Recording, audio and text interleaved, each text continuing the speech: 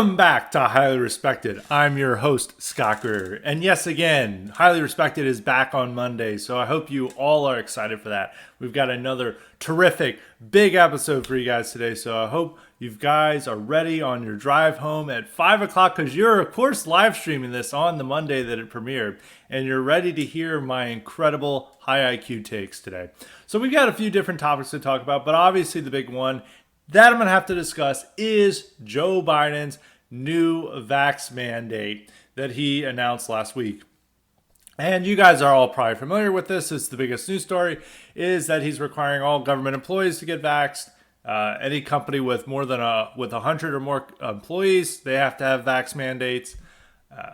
Even federal contractors now have to abide by a vax mandate. One exception is the United States Postal Service, which is, they don't have to get vaxxed for some reason, but hospital staff now all have to get vaxxed, and this is likely to lead to mass resignations at a time that one of the reasons that we're having such a problem with COVID right now is that we do have a shortage of personnel and staff within the hospitals, but it's all necessary for what we're experiencing. So he's going with it, but at the same time, at least 25 states, pretty much every state with a Republican governor except for Maryland, Vermont, and Massachusetts that are run by liberal Republicans or not run by liberal Republicans, but have a liberal Republican governor are joining in. And plus 2 states with Democrat governors that are red states, Kentucky and Louisiana. They're joining in and vowing to defy this. So this is an interesting situation playing out. And people wanting to, some people think that the courts will rule in Biden's favor. I don't think that they will rule in Biden's favor. And there's just going to be a lot of situations, like a lot of companies are wanting to sue. There's hospitals are worried about mass resignations. There's just a lot of confusion and chaos right now. But the thing I want to use as a jumping off point is I've been promising for weeks to do an episode on why a civil war won't happen. And I guess this is the best springboard for this issue. And I get, and people, I've always said, and people were telling me that I'm black-pilled, like, stop black-pilling us. Tell us there's going to be an urban guerrilla movement to break out in the cul-de-sacs, in the suburban cul-de-sacs. And I'm like, no, we got to be realistic. That's just not going to happen. And I think this is a good time to explain that. Now, I'm not black-pilled as I said before, that this vax mandate's going to hold up. I think if it got to the Supreme Court and most of the justices, seeing that all Republicans are pretty much opposed to it, would probably be a 5-4 decision. Maybe Roberts would join in and strike it down.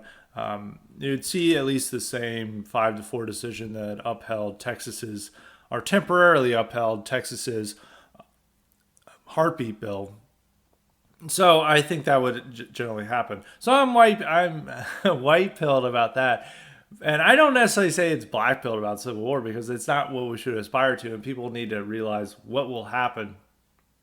And I think in this situation, one thing that I've always tried to demonstrate to the audience is that everyone is like, oh, things are getting so bad, like this is going to cause a civil war, and it'll be one or the other thing. Like I've seen so many explanations, like some people were saying abortion support is going to drive people to a civil war. I've seen, I joked about last week in an episode about this, is that people would rise up because of Mr. Potato Head or Dr. Seuss or whatever silly thing Fox News is talking about. And people genuinely believe this. And this is, as I've said before, this is not just tied to the dissident right, that this is a mainstream conservative talking point, and libertarians are also into this. I mean, you look at the Boogaloo Boys, who are anti-racist, Black Lives Matter supporters. They also think a civil war is going to break out. I don't know between who or on what side they're going to be on, but everyone has a civil war fantasy.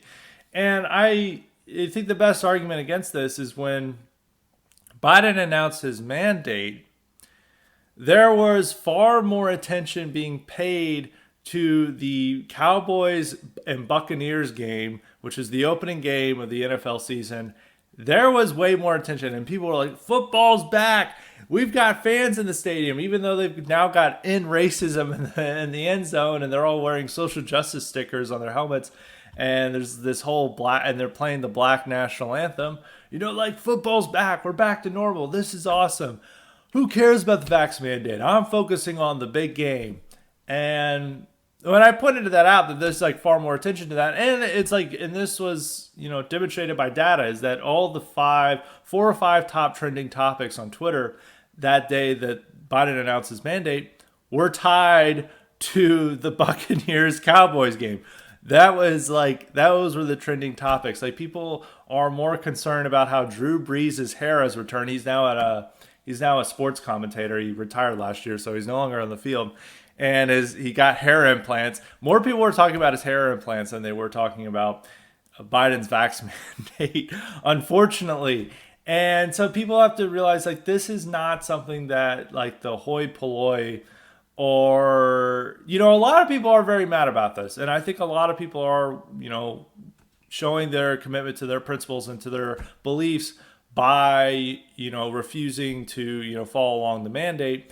But that doesn't still represent, like, the large majority of the population. Large majority of the population, the TV is telling them to get the vax. They get the vax. They'll comply, because guess what? The most important thing is watching the NFL. That's what they want to watch. They want to worry about their fantasy football team or sports betting. Like, the amount of sports betting ads I get, and maybe it's the algorithm, but I have to just say, like, I don't engage in gambling. I'm, of course, not tweeting that much about sports. Maybe they just see in the algorithm by how much times I tweet about sports sims. But I get so many betting ads on Twitter. That's pretty much all I'm getting. And there's like multiple different betting agencies now, and there's some that are really depressing. Like, there's one with like Mike Ditka, and he's in a lazy boy. He's like fat and really old. He's not looking good. And he's like talking about how you need to get into the betting ring. And then there's like one with like Jamie Foxx, he's like, boom, we're winning, and he's like fire everywhere, and it's just like total appeal to the lowest common denominator of like a caricature of what American man is, in order to get them in sports betting. But all of these things, like sports betting, fantasy football, and just the game itself, that's what eliciting the passions of most people. These are not necessarily the people who are gonna turn to the mountains and go into a cave and, fight for not only just like a vax mandate or whatever else, like people think that like the dissident right is going to fight over. So now I want to go into the real reasons. I've talked about some of those things in past episodes, but I really want to go into, the main arguments for why a civil war won't happen. And I guess the first thing I want to, explain why it won't happen is to look back in history and look at historical examples of how a civil war occurred in America in 1865, I almost say 1865. That's when it ended. In 1861, the Russian Civil War and Revolution in 1917 and onward to the early 20s, even, Spanish Civil War, and a couple of other instances. And people always like to bring up Weimar, and this is definitely not Weimar, and other areas of, also Yugoslav conflicts of the early 90s and the 90s. And, there's a lot of things to look at. I want to just like go piece by piece and looking at these past conflicts that led to a civil war or revolution and how we don't have those conditions today. So the first example, I want to go back to the American Civil War. We all know the story in elementary school, we should have learned it in elementary school, of how the Civil War started. They even argue it was over states' rights or slavery. I'm not going to go necessarily into arguing over the exact reasons of the Civil War, but with the election of Abraham Lincoln, the South thought that he was going to dramatically change their lives, that he was not necessarily going to abolish slavery, but he was going to allow conditions to arise that would encourage slave revolts, and they were worried that they may have another Haiti situation on their hands. Most of the arguments that they were making to other states when they were going around, these secessionist advocates, when they go to state legislatures, they were all talking about how there's going to be, if we stay in the Union, they're going to encourage slave revolts. We're going to be under the foot of the slave. We have to leave in order to preserve our way of life. And this is what the argument is. And so it played a major role in the South. And they were also tired of the North also trying to impose a tariff on them, which the tariff hurt their economy. And they just felt that there was, such differences between the two that there was no reconciliation possible. The only solution was to secede. And now some people are like, oh, that's just the day. Like, like they think that they have to secede. Well, there were a lot of differences between now and then. First off, the national government really had no presence in these states. You also didn't have giant multinational corporations like, oh, we're moving to Atlanta. In order for us to move to Atlanta, we have to ensure that they have LGBT rights and they're respecting the national government. Like, they didn't necessarily have these, like, Toyota or whatever or Nissan or moving their headquarters to these places and then ensuring that they became, tied to the national economy. Of course, Toyota's not and Nissan are American companies, but you know what I mean with these companies. That's one thing. And then it's like the federal government. They weren't relying that much on federal government funds. And the only real extensions of the federal government that, any American could think of like seeing at all was the military, which was very small at the time. I know in most of the antebellum era, it was rarely more than 10,000 soldiers, and they were all pretty much on the frontier fighting Indians. They were not, they did not have military. I mean, they did have military bases like Fort Sumter and others, protected forts, but it wasn't like today where it's like they have a massive military complex in the middle of the state, and all those people are loyal to the federal government.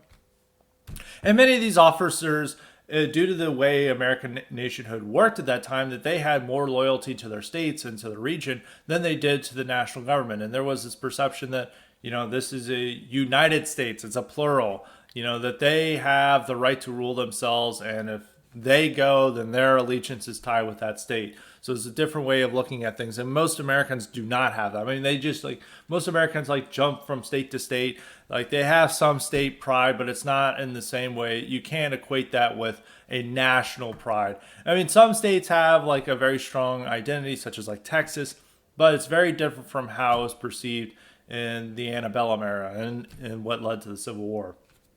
So there wasn't many extensions. So these states could just have a clean break and just say, we're done. And they lose the services of the Postal Service. And a lot of the soldiers that they may be in the area, they have a militia that's pretty much entirely controlled by the state. It's not like the National Guard, which is run from, the state has a control over it, but it's also, the national government also has, a lot of control over the National Guard. They have the militia that they can control. These Army officers join in. Then, the military bases they have around, they can take over, and most of those soldiers, if they're from that state or region, they immediately go over to the other side. So it was a much easier way to have a cleaner break. And there had been also numerous secession threats from the South for over 30 years leading up to the Civil War. And there was violence between, and there was even previews of the Civil War in Bleeding Kansas, where people who supported slavery and people who opposed slavery fought each other in these gang battles and guerrilla warfare. That's where John Brown got his notoriety, by murdering slave owners with broadswords in the dead of the night. And so there was this level of violence that had already been accumulated. And people want to be like, well, there's street brawls in Portland. That's just a spectacle. That's just a sideshow. That's not necessarily something that's really showing the possibility of what could happen. And of course there's been some people dead, but it's not like there's people going and guns drawn and battling over an entire city with guns, and dozens are killed. This is what was happening in Bleeding Kansas. And, South had, as I said before, had been threatening to secede, or some southern states like South Carolina had been threatening to secede over the Tariff of Abominations in the 1830s. Andrew Jackson put an end to that. And, leading up after the Mexican-American War, there were secessionist threats in 1850, but the Compromise of 1850, tampered that down, and there continued to be secessionist threats and a growing secessionist movement. And there was a strong regional identity that these states could, ascribe to, and it provided one continuous area that they were all a part of. It's not just oh, well, this suburb here in this state is pretty conservative, and it's seceding with this suburb that's in a completely different state that's 800 miles away, and they're all seceding.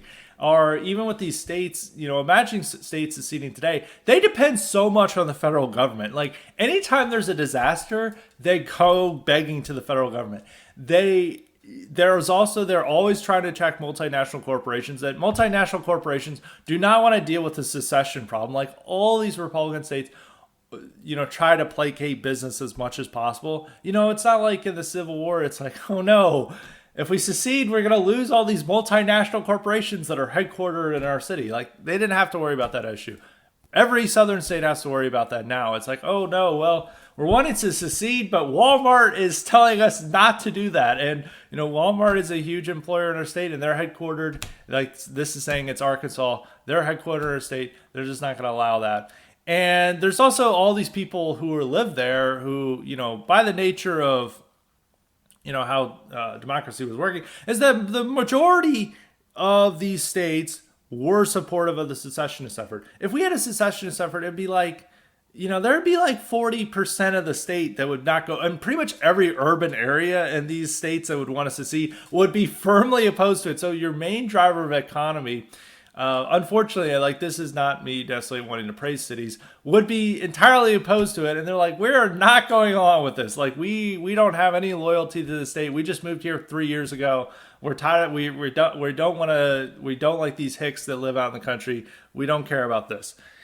And like, you're also expecting the leadership, like the leadership elite of the South was far superior to what we had today. I mean, you had like Jefferson Davis, who was a Secretary of War, war veteran who, was, a war hero in the Mexican-American War. They had Alexander Stephens, another respected politician. These people were like serious statesmen, serious figures who had a firm commitment. You're basically expecting Kristi Noem, Asa Hutchinson, Bill Lee, Brian Kemp. I mean, DeSantis, like, I have my criticism of DeSantis, but you're expecting these people to like lead a civil war, and it's like, I'm going to fight and die for these people. And it's like also thinking about like the generals that they're recruiting. I mean, we'll get to Robert E. Lee later on the podcast due to him getting taken down, but like, you don't have that leadership class. And also, all those generals and military are going to stay with the federal government. Like, that's where their money comes from. That's where their loyalty is to. They don't have it. Most military men have no loyalty to their states. Like, they're totally disconnected from any native state they have. They've been all over the world. They've been stationed all over America. They're loyal to the federal government. And we even have this situation with the National Guard. And it's also like, these states, if they secede, they're losing all this funding from the federal government that they depend on for their schools, for disaster relief, for law enforcement. I mean, that's like a big concern. Even with their National Guard, it's like they all depend on federal funding for this. Like, this type of federal funding was not there. And also, like, all these services that love the federal government. So it's just not a situation that you have. There's not a continuous region.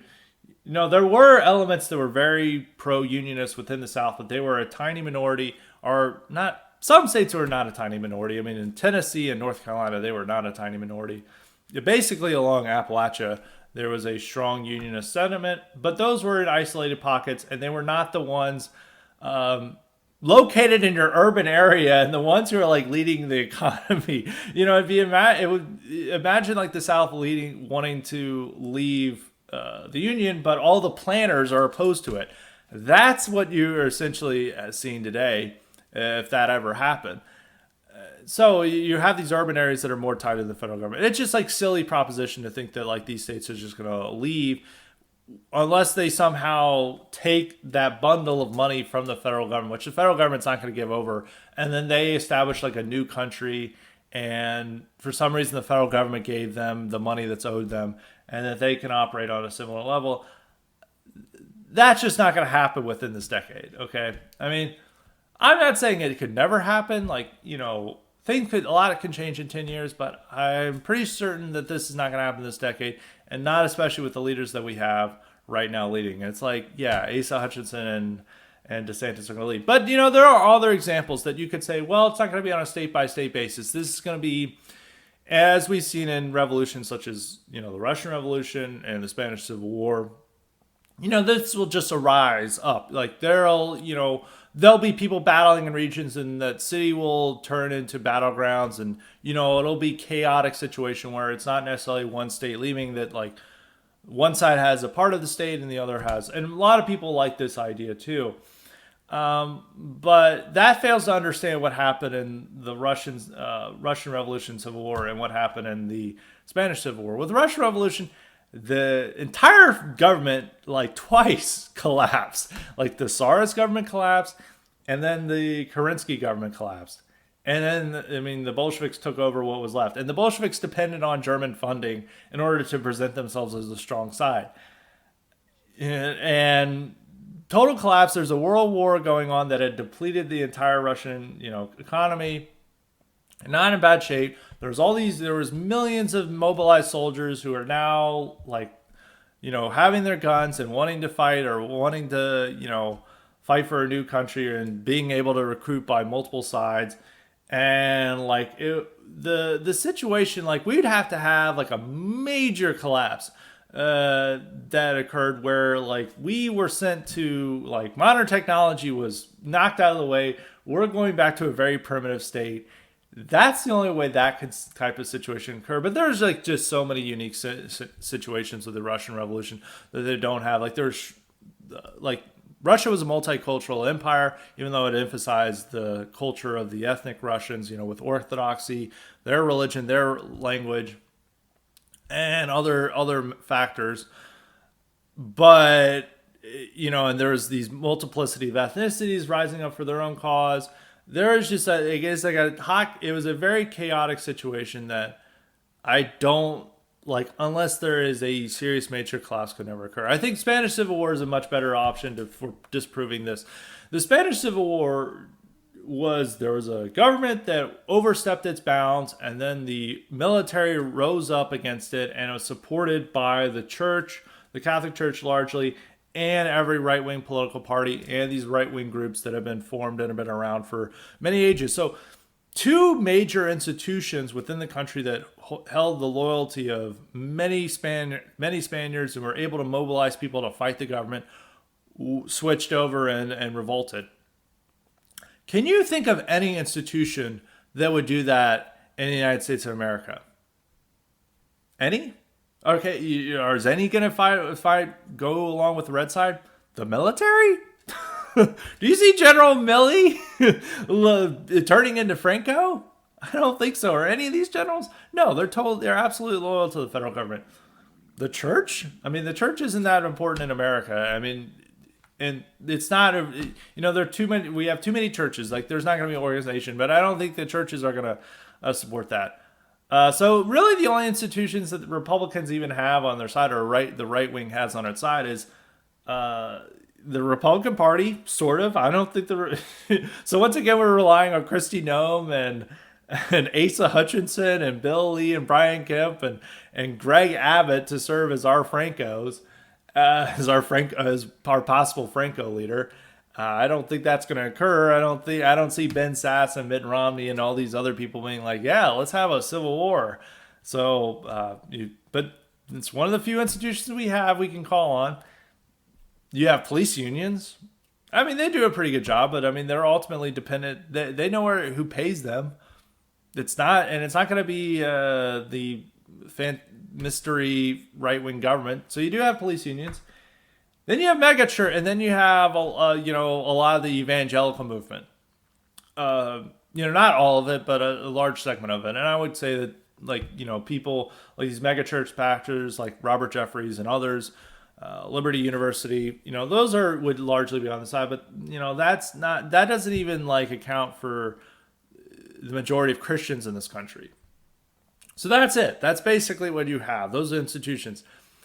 And they're not clear form. They're not hierarchical. It's like, the church, like the cardinals and the bishops were like, we stand with the national side. The military, all the generals, like, we are 100% for it. There's a clear division, and that attracted people who were disgruntled with the Republican government. And the Republican government hadn't lasted for a while. There had already been coups and so a lot of social upheaval throughout the years in Spain, and they had the institutions to rally around. We don't have those institutions. You're basically hoping that the GOP serves as both the military and the church served in the Spanish Civil War. I don't think that's going to happen, and there's just not the reality is going to happen. So those are the situations with that. And you have to look at all these other, compared to Russian Revolution and, Weimar, which were, total collapse. Like the economy's in complete shambles. We have the opposite today.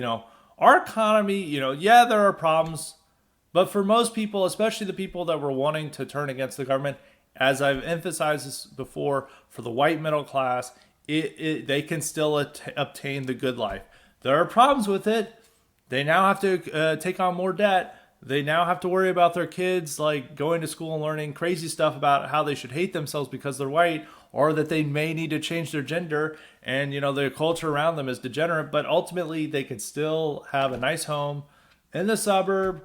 Have their little hobbies. They can enjoy the sports game. Most importantly, they can enjoy these little minor entertainment for frivolous things, these bread and circuses. They can still enjoy that.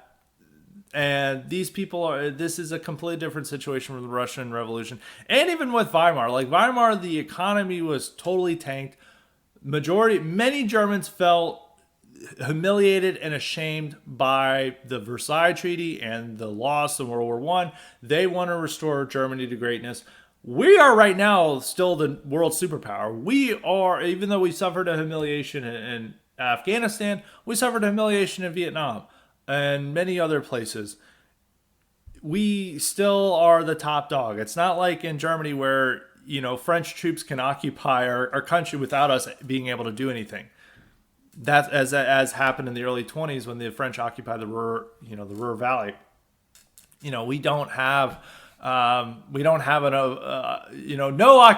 occupying army is going to send troops in to occupy, the West Coast, even though that may be pretty cool. Like, you can keep the West Coast. Like, thank you, China. Like, take it. That may solve some of our issues, but I don't think that's going to happen.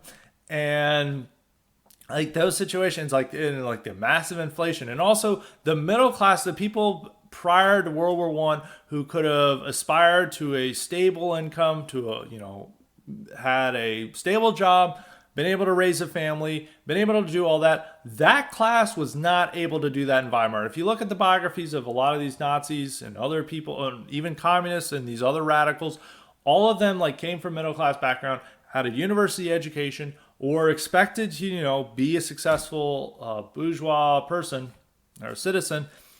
And they weren't able to do that because of how horrible the economy was. So these people had that's why they turned to these radical options. And Weimar is, or were willing to, countenance the idea of revolution or civil war, is because they had, they didn't have any options. Today, like that person, that theoretical middle class conservative person, can still obtain things, can still obtain that middle class livelihood, can still reach the American dream. It just comes at a greater cost, and it comes with a type of spiritual humiliation and spiritual suffering that, they can just nurse at home while they're watching the game. But at the end of the day, they're able to enjoy a level of comfort and stability that the German middle class was not able to experience during the Weimar era. The other problem with the Civil War is, what are the identities of the opposing sides? Like, what are they? What is defines them to fight and die in a war? In the Civil War, you had identities are clear. For the rebels, they're fighting for their region, they're fighting for their state, they're fighting for their way of life. There's a particular Southern way of life that they are fighting to defend. In the Spanish Civil War, they're fighting for the church and the military. Those are important cultural touchstones for, the Spanish conservatives. They're fighting for those institutions to find their identity, and they are fighting for a traditional Spain. What is the defining trait of the American rebels? You could say, oh, the traditional American life. Well, maybe. Or but a lot of people dissident right think oh, this will give the perfect opportunity for like fascists to take over and like to be it because we're the most eager for civil war. That's just not going to happen because there's only like a few thousand people into that. That's not representative of the millions of of the millions of red state Americans who would supposedly join a civil war, which they're not. But I mean, what's this like? What's the identity here? Is it gun rights? Are people going to fight and die just over gun rights? Like that? Is that what defines them? Is it abortion?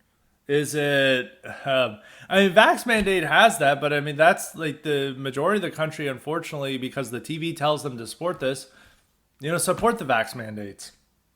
Is it that defines the identity? Like, there's not a clear identity of like a friend or enemy here. Of like, it's just like vague. Like one side is patriotic and the other is not, and we'll fight over it. We'll figure out a way to fight over this. And it's like, no, like you have to have a clear cut sides of like the institutions you're rallying around or the region you're rallying around and what makes you fight and die for these things. And I don't think like gun rights is, people, I mean, a lot of people would fight, there would be some people would fight to the death for that, but I mean, that's not the basis for a nation. And I mean, there has to be more than that there. And there's not really the institutions there to give that meaning. I mean, it's like you're expecting the GOP and internet shit posters to do this job. And it's like, that's just not going to work. So all these come together, and civil war. And also people on the dissident right shouldn't expect, even if a civil war somehow did break out, we would not be the leaders of it. We would just be a part of it. And people think like, oh, this is our opportunity to gain control. It's like, we're a few, even though a lot of our movement, I keep insisting, has grown exponentially, even since 2015, 2016, where a lot of people think it was at its peak. No, we haven't even hit the peak yet. And more people are getting into our ideas. But that, like the individual people who are probably the most eager for the Civil War are not going to be leaders. Even they may even be killed by the side that they're joining. So it's like, well, we got to get rid of the racists here. So they'll just like Emperor Christy Nome orders the execution of all known racists. That could like, not that like a civil war could happen, but even in that off chance it did, it'd be led by the idiots like this, and they would probably do something stupid like that. So you have to consider these situations that we're not in condition to, lead an insurrection or anything stupid of that nature. People need to be realistic and stop getting into this stuff. And the main reason I want people to realize this, and it's like, this is not a black bill. It's like the people most eager for you to get into these ideas are federal agents. They want you to believe that civil war is on the way. If you ever read the news articles about the Michigan Whitmer kidnapping plot, they found all these idiots who thought that they're going to initiate a civil war just because they kidnapped a governor. And it's like, who's on your side? It's like you can only find like a dozen people to sign up for this revolution. A dozen people is not going to carry out a revolution. I'm sorry. It's just not going to happen. Actually, I shouldn't be sorry because that's like completely idiotic that you would even believe that. But many people believe this, and the people who want to convince you that this can happen the most are federal agents who want to send you to jail for 20 years. That's the people who want you to get into this stuff. That's the people who want you to be getting stupid and getting into these ideas that you can just simply magically take over the government through a harebrained scheme that you guys came up with in some dude's basement. That's not how it's going to happen. All the people who want you to do this want you in jail, and that helps them hit their quota numbers. So this is not a black pill. This is a realistic advice that wants to keep you from being stupid. They want you to be smart. And there are plenty of ideas for that you can do. And people want these big, grandiose ideas that, serves for a good action novel rather than like realistic practical things. Like simply just finding like-minded people in your area, being friends with them, forming, a network through them is incredibly productive and is like the start to something good. And then if those friends are politically like-minded, you guys can go. People always attack this idea for whatever reason because they get triggered when they hear this, but you can simply just go join your local GOP. It's mostly full of old people, not very energetic. And if you guys are smart and presentable, you could easily run it and like push it in the direction you want. And those local GOPs matter when it comes time to elections, because there'll be congressmen and people running for office coming to your local GOP, jetting up for support, and you can be there and be like, we're not going to give you support unless you are serious about immigration, unless you stand up to Black Lives Matter, unless you defend America's heritage. And these people are going to see this and they're like, oh, the base wants me to support these issues. I better support them. And even then, if they're looking for people to work for them, they can go into that local county GOP or whatever. And you know that there's reliable, solid people who can join in and help that lawmaker, push into our direction. These are very simple things, but people really are opposed to it because instead the realistic idea is to, prepare for civil war with 4 people, and you guys are going to take over a state somehow. That's like what people prepare for instead. There's things you can easily do to find, network with people. Just finding like-minded people in your area, and making sure they're not Antifa, observing proper security precautions, linking up with them, becoming friends with them, forming a network, finding local institutions that you can join and can push in a positive direction. That is something that's just concrete things you can do. And I think it's very easy, and it's not going to lead you to facing 20 years in jail. Maybe not. It's not quite an action novel, but it is practical and it does have results. So that's it. It's just in conclusion I think I set out this case pretty definitively of why there's not going to be a civil war. There's way too much prosperity, especially for the people we want to, rise up, the white middle class. There's still an opportunity for that. There's not a strong enough regional identity, in this country. People move around. There's not a real tie to the area. People are far more tied to the federal government, both through their identity and just their income and how they live a life. I mean, and states, as I said, states depend on the federal government for road development, for schools, for disaster relief, for many other things. They just can't. They're not just going to give all that up just so they can teach Dr. Seuss in their schools. That's just not gonna happen. And also, we don't have institutions that are explicitly right wing that are going to challenge the system. That's just a fact. I mean, we got to build and are pushed institutions that will challenge the status quo, but we're not anywhere close to that yet. So this is a project that we need to engage in. And it's there's an unclear identity of what would be the separation between the parties or the warring parties. And it's not 1861 anymore. I think there's going to be definitely a lot more social turmoil. I mean, crime is going to be very bad throughout this decade. There's going to be a lot of, we could see another year. I thought there was going to be a year where we're going to see a repeat of the 2020 riots. I was mistaken in that. But throughout this decade, the same thing could happen, depending on the scenario. And there's going to be a lot of, chaos in the country. And there's going to be a certain decline in our country's stature. But, this decade, there's not going to be civil war. There's not going to be a revolution. There's not going to be any of these things. And this is the opposite of Black Pill. This is being realistic. And this is encouraging people to be realistic and pragmatic about what they're preparing for, what they're trying to do to make their world better or their community better. And accepting that reality is the start to productive activism, to productive organizing. And so that is my remarks about the Civil War, or how Civil War is not going to occur. And now I'm going to move on to other subjects. So I have just 2 quick topics before I get to the cognitive elite question. The first one I want to get up to is George W. Bush was at a 9/11 commemoration over the weekend, and he compared domestic terrorists to the 9/11 hijackers. Said that they're driven by the same foul spirit, and they desecrate our national symbols. And a lot of people, when they had heard this, especially conservatives, are like, "Oh, he must be talking about Black Lives Matter."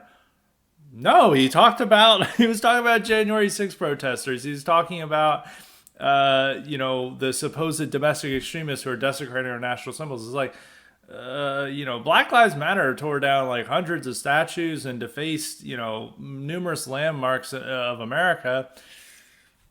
And apparently it's no big deal. It's just, I guess it's okay to do.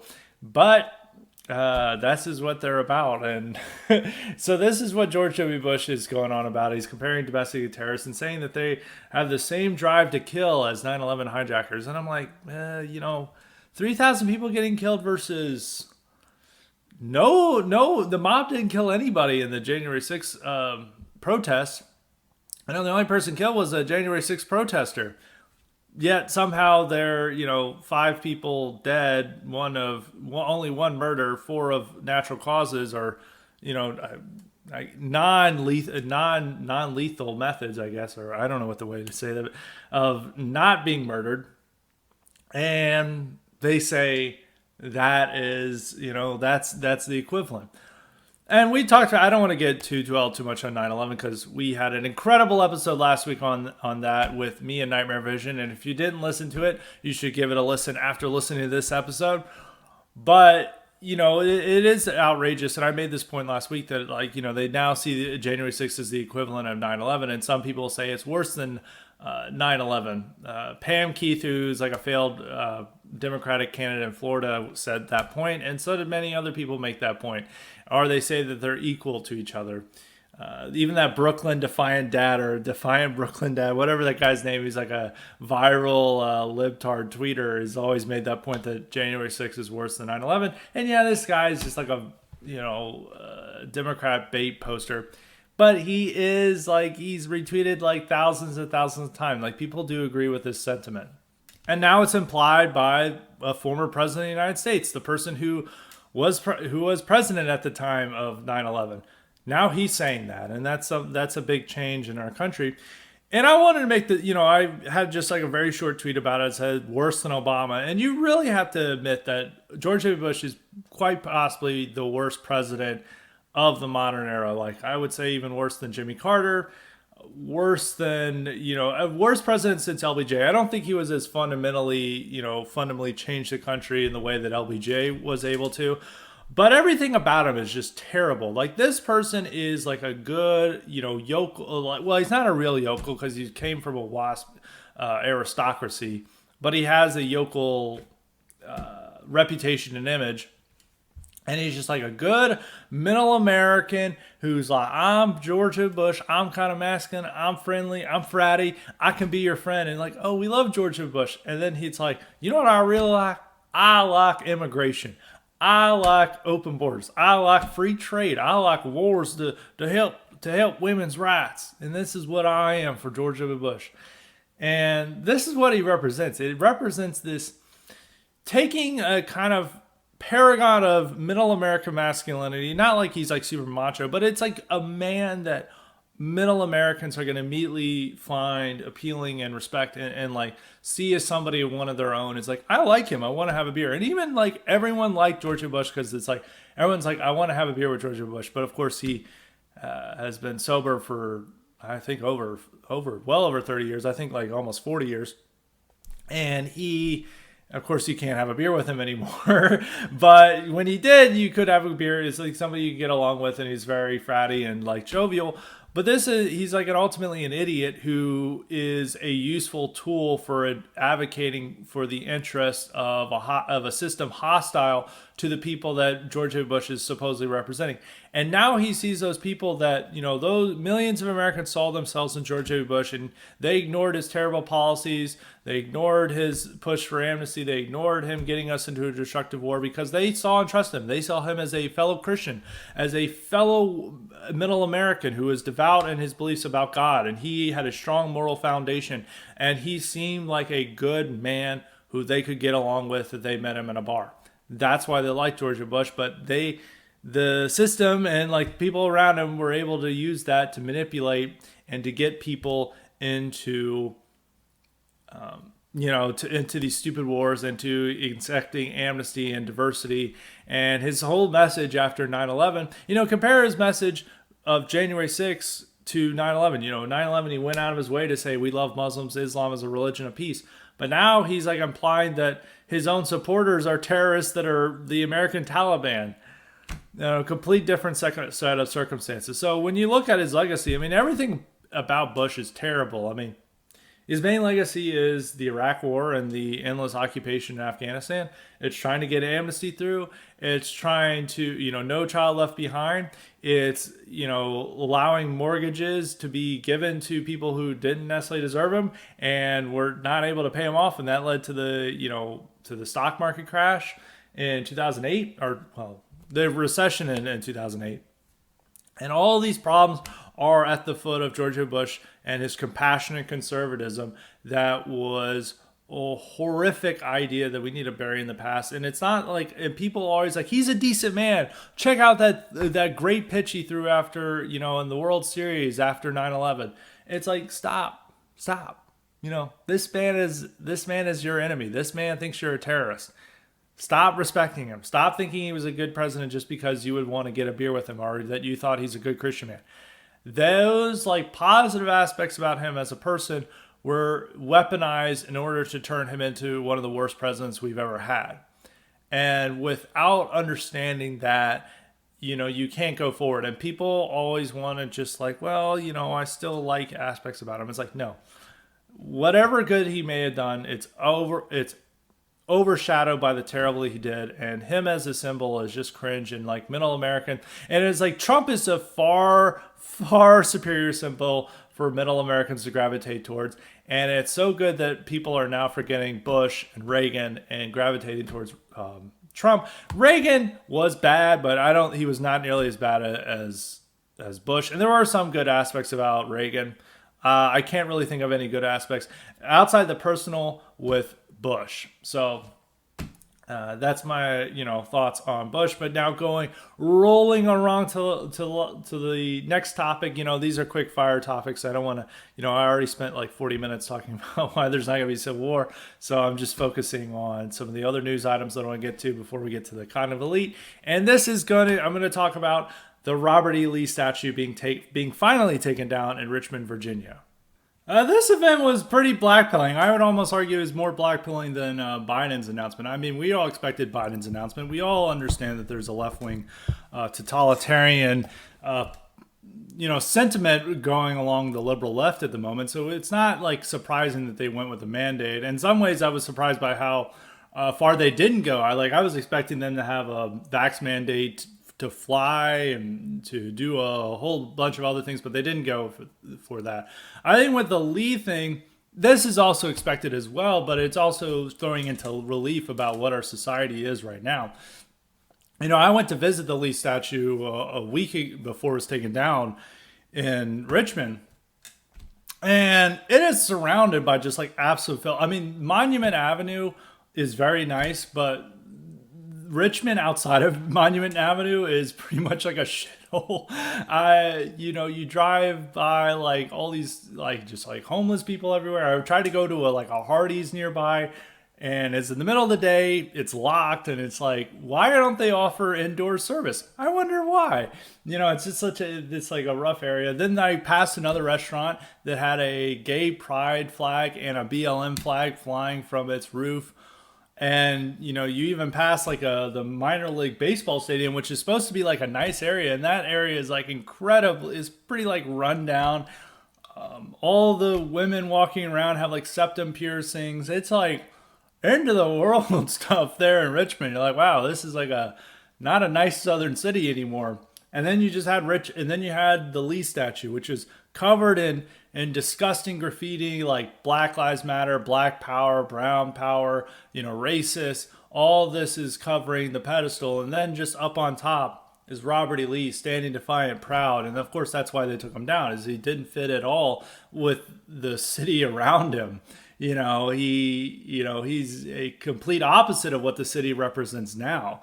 Represents degeneracy and filth. And Robert E. Lee represents honor and duty. So, of course, they took him down. And they can't allow us to have any statues down with him. And even with the capsule, and there's a time capsule from the 1880s in there underneath the statue. They put in a new time capsule, and it's all BLM stickers, gay pride stickers, like a kente cloth, like all of this woke nonsense, even like photos of like protest and like and how awesome Virginia, how diverse Virginia is, and that's what they put in the capsule. It's like that's what represents our society now is this like stupid time capsule they put underneath into the pedestal, and so that's what represents the Lee thing. And I think, actually, initial thought it is blackpilling, but at the same time, I want to get this across is that by keeping these symbols up, it maintains this schizophrenia within our system. It says that, we're about one thing, we're about multiculturalism and diversity and the new America, yet we still honor Robert E. Lee, and Robert E. Lee stood against that. By now taking it down, there's no more cognitive dissonance. They're all just about black history, black power, and the non-white coalition against white America. That's now made clear. And now that you don't have to have the system upholding these symbols, those symbols become ours, of the dissident right, of the dissident movement that's challenging the status quo. And every person they take down now becomes exclusively a hero of ours. That person represents the true America, the real America that's under threat and is under war and is under siege. That is the real America. And once they tear this stuff down, that becomes our symbols. So it is like wrong that it's like this is the system showing itself. It's not allowing us to have our symbols, but we still have those symbols. Those symbols exist within us. We still honor Robert E. Lee. We still honor the founding fathers. We still honor all these great men, Andrew Jackson and others who they now consider evil racists. Like those become our heroes. And now we don't have to worry about the system adopting our symbols for nefarious purposes, such as Andrew Jackson would have supported open wars. Andrew Jackson would have supported this stupid war. No, they don't count on them anymore. Those are exclusively our symbols. And the figures that they use, we know represents the fake America. So that is the silver lining in the white pill to think about the Lee statue. I truly believe it. I don't think it's like a cope. It's like, Robert E. Lee is too good for the modern Richmond.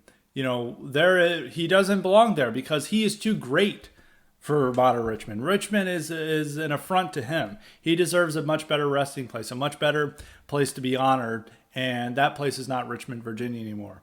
And we still should fight for these statues because those statues become rallying symbols for us, for the resurgent historic American nation.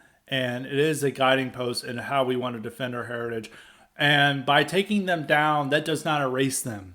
That they still live in our hearts and our minds and in our spirit. And they still represent what we're about. And nothing can change that. And they can never tear us down. Because as long as the historic American nation exists, so does these heroes and figures of the historic American nation. And so that is, while it is, disconcerting what they're doing, you should never lose sight of that. As long as we live, as long as there's thousands, millions of us, we still live and we can still fight and we can still win. So that is my last thought. I actually have one more thought that goes along with the Civil War topic that I talked about earlier. This is actually something similar, but I really want to harp on this. As I mentioned this earlier, this just reminded me, is Biden being a left-wing totalitarian. Is another thing I want to push back on. This is, another example of what I actually wanted to discuss before, is that every right-winger, when they noticed that Biden was doing this, a lot of them were like, Trump should have easily done this. Like, Trump should have pushed through with this. The real lesson, Republicans need to be just as, dictator, they need to be dictators. They need to take absolute power and kill their enemies. And a lot of mainstream voices were using this. And even though it may be based in red pill to have like a strong right-wing authoritarian, this is another point I want to insist on. And people are going to automatically say this is a black pill, but I have a better idea. That type of person is much, much more difficult to accomplish than a left-wing authoritarian. Our system is built for a left-wing. The way our system is built, it's very easy for a left-wing authoritarian to take over. As we're seeing with Biden. Biden, first off with the eviction moratorium, saying, it's clearly unconstitutional, but I'm going with it anyway. And there was a court that ruled in his favor, but another court said that, that's completely wrong. And it's the same with this mandate. He can work with this, and has the support of the media. The entire media is saying we need to do this. CNN is bringing on experts. They have this Chinese doctor who comes on, Dr. Wen, who's always like, you don't have a constitutional right to travel. You don't have a constitutional right to leave your home. It's like, what? Like, actually, our country was founded on part by the fact that the British government was limiting our ability to go west, to travel. Like, that's a part of the revolution. And she's saying, she's like, I think she was born in China. She's saying, oh, you don't have a constitutional right for that. It's a perfect distillation of what happens with these immigrants. They say they interpret our country. They have no respect for our founding, and they have no respect for our traditions and heritage. And they just say, oh, there's no constitutional right for that. Even like overlooking the fact that like the founding fathers would have found it ridiculous that we'd have this totalitarian government that keeps people locked in their homes. Our country was founded on the ability to travel west, about the ability to move west. That's a core part of the American experience and the American heritage. And this person just says that's wrong.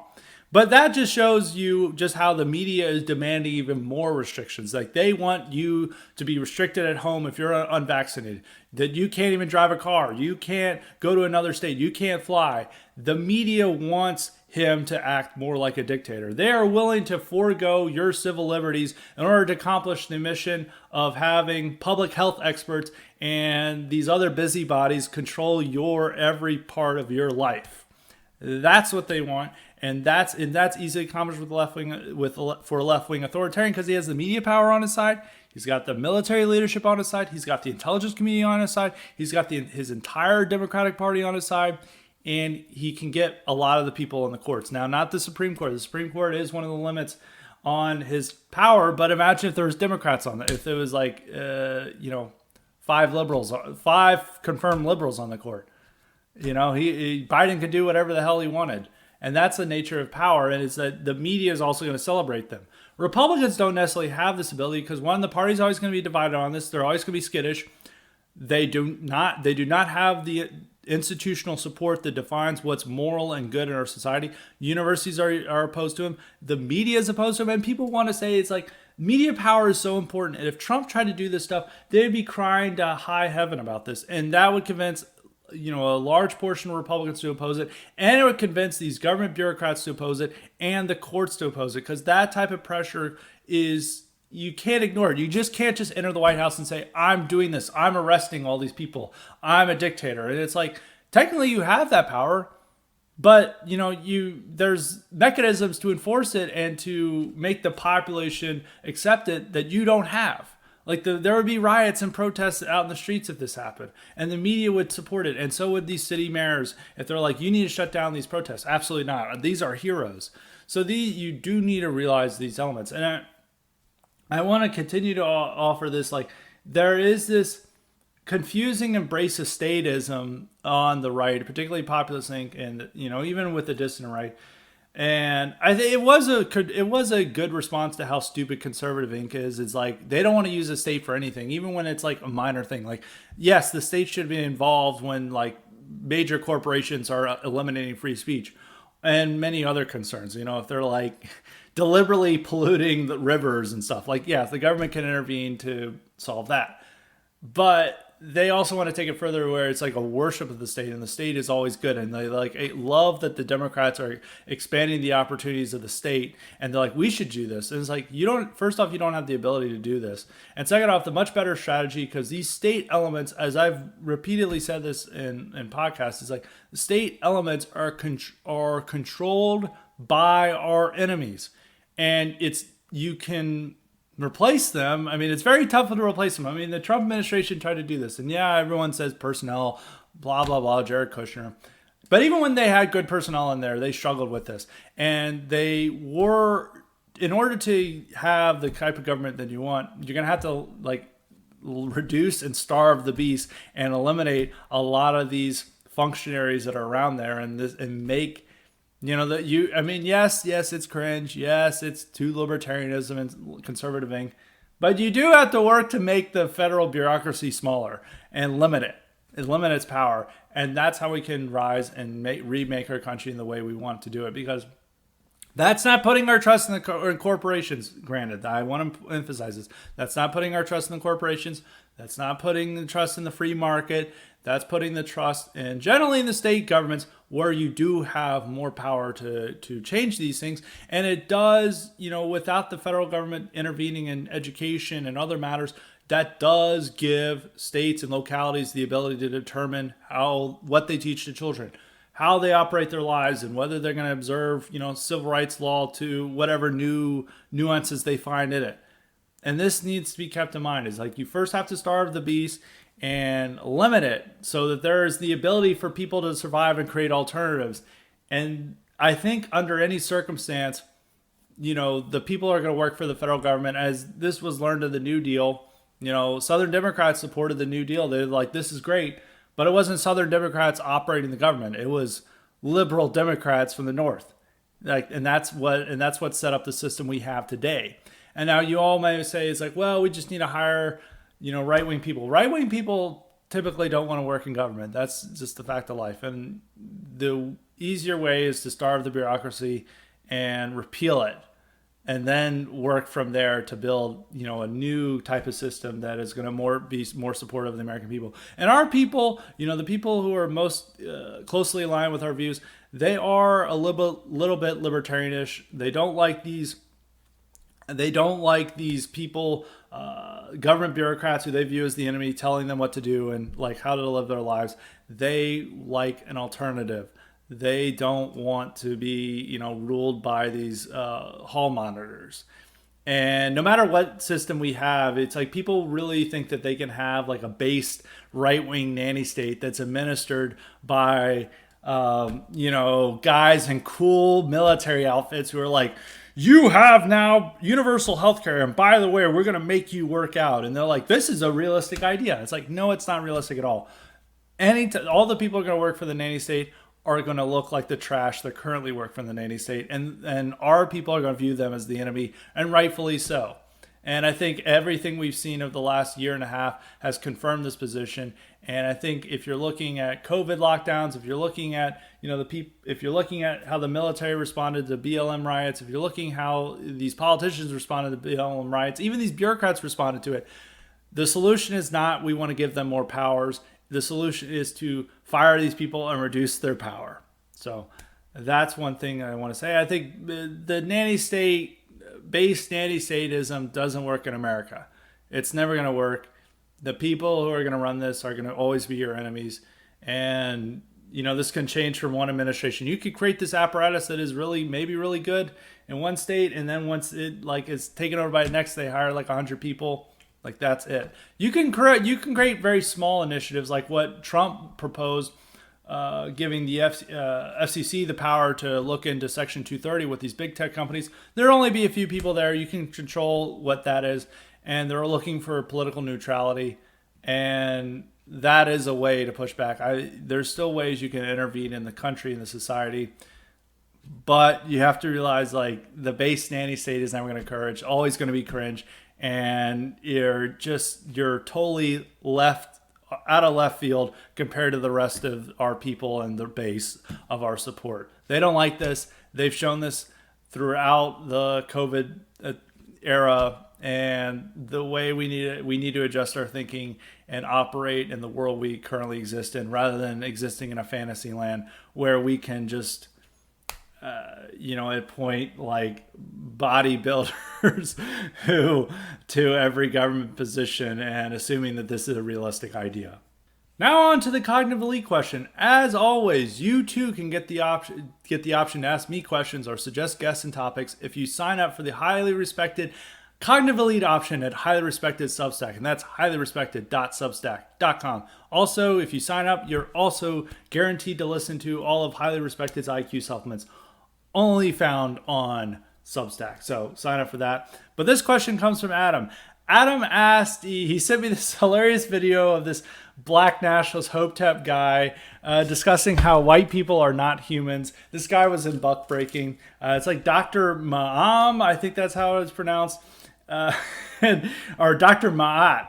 And he says, are white people human? And the guy asked, facetiously, do you think white people are humans? And I have to say, I don't think so. I think we're actually space aliens. I think we're dropped here by an extraterrestrial force. But in all seriousness, yes, we're a human. I think the thing is if it is like the leeway that's given to black nationalism, they're so ridiculous. Like if you guys had listened to me and Nightmare Vision's incredible discussion of buck breaking, you would have heard all these crazy theories of the movie.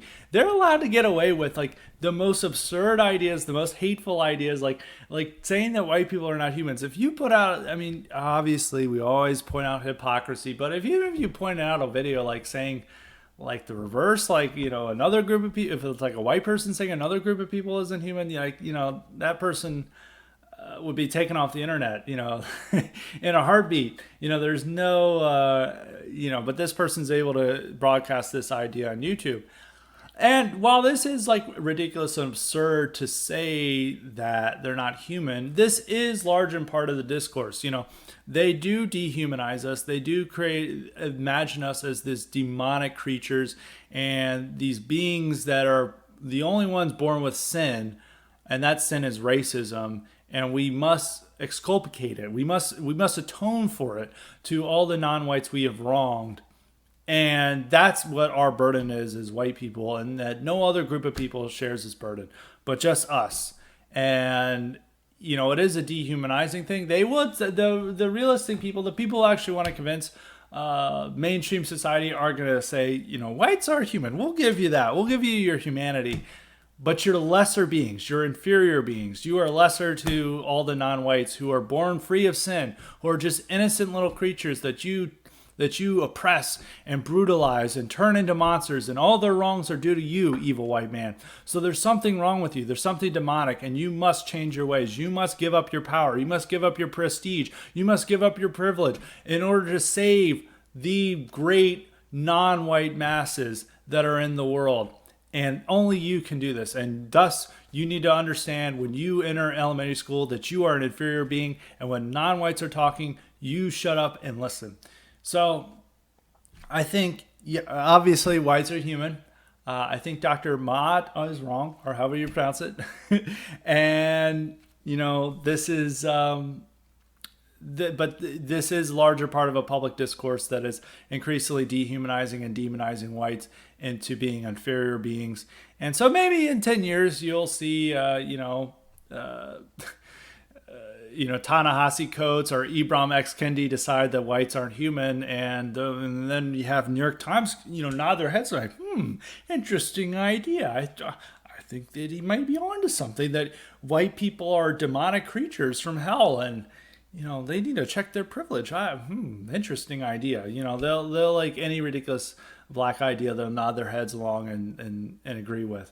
So I think this is a public discourse. It is funny that these videos are out there. Black nationalists are very entertaining, and their ideas are absurd, but they're not too far off from what's proposed in mainstream academia and mainstream media. So that is it for today for Highly Respected. Of course, we will have a terrific IQ supplement later this week, so be on the lookout for that. So until next time, stay respected.